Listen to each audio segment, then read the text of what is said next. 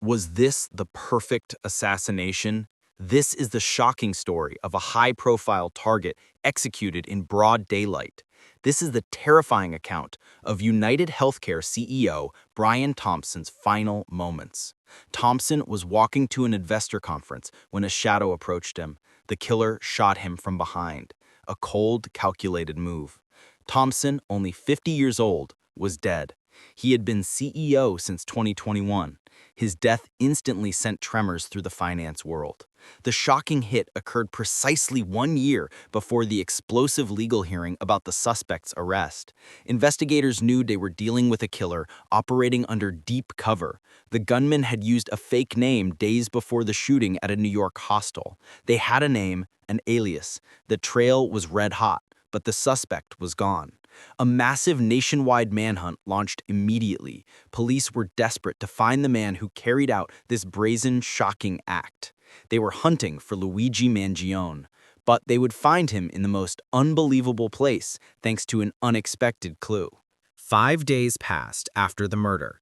The alleged killer, Luigi Mangione, surfaced over 200 miles away, not in a hidden lair, but in a totally unassuming location.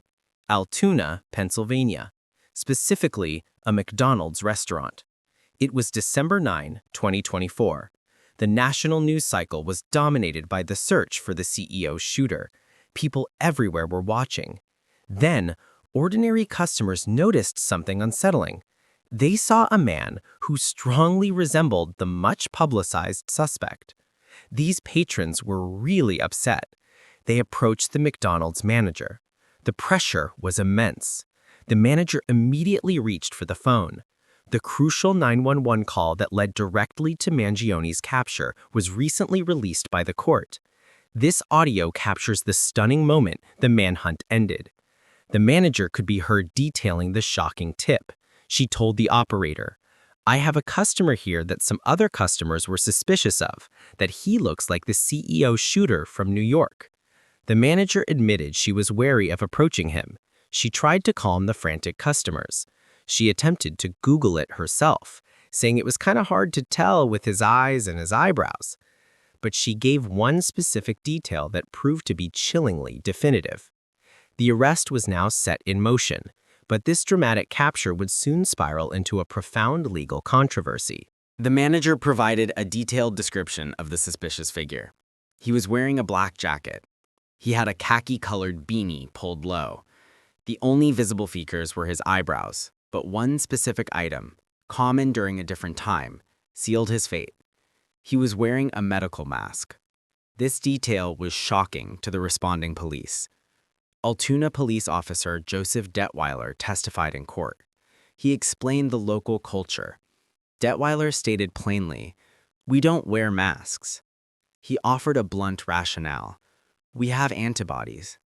Because no one wears masks in Altoona, the man immediately spurred suspicion. Officer Detweiler, who ultimately approached and arrested Mangione, was certain.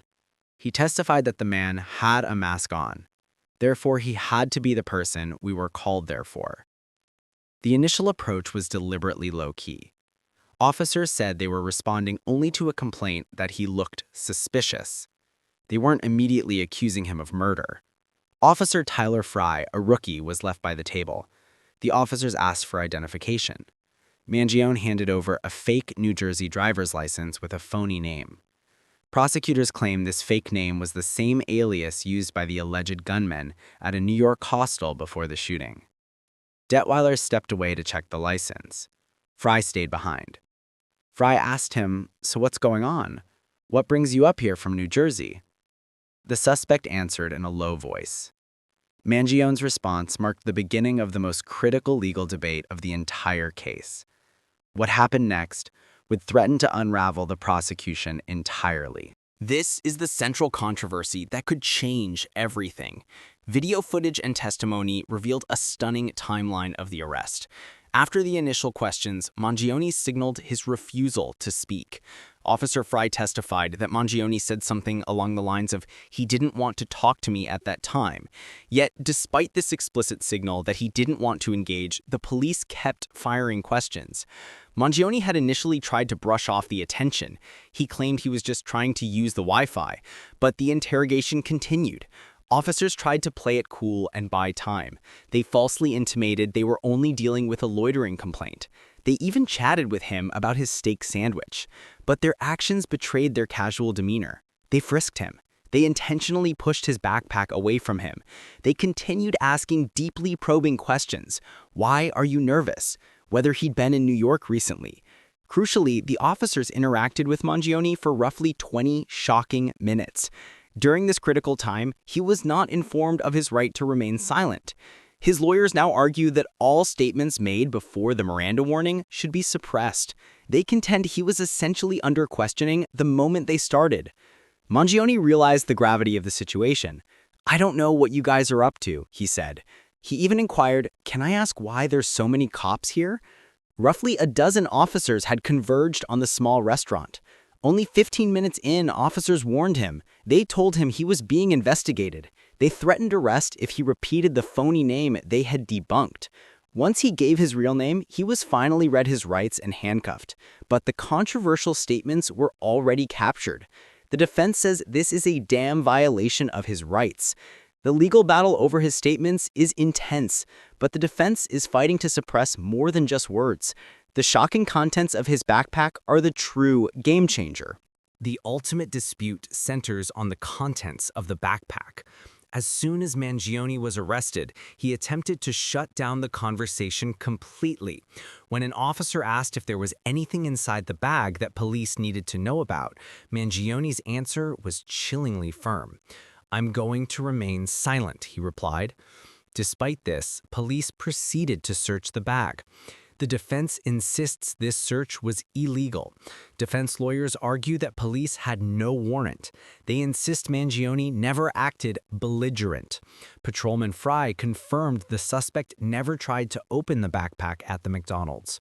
Therefore, the defense argues there was no urgent reason to search it without a warrant.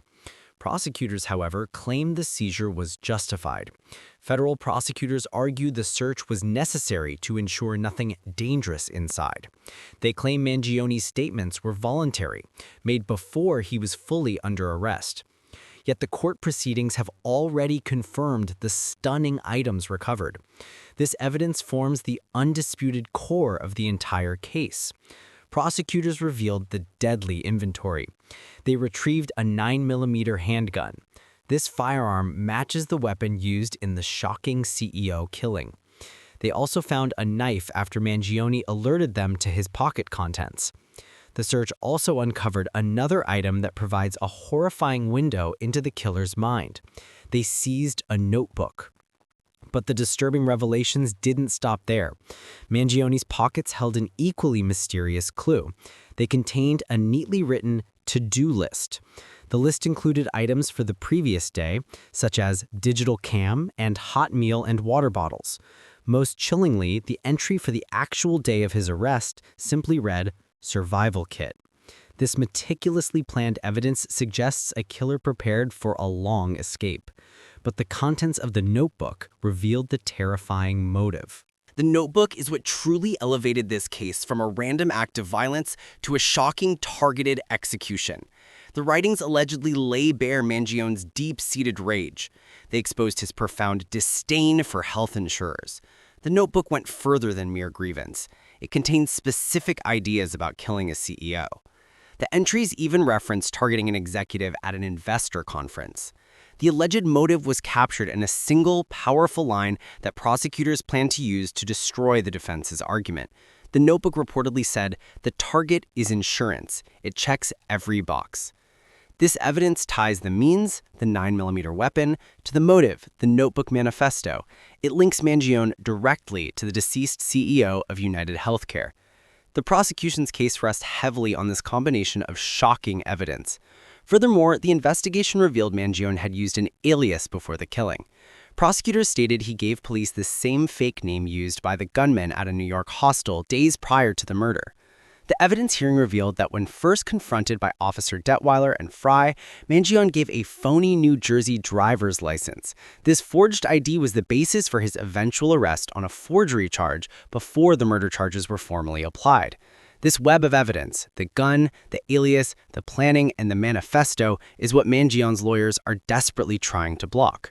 If the court excludes the statements or the backpack contents, the case against Mangione could shatter. The battle for public perception, however, was also raging fiercely in the courtroom itself.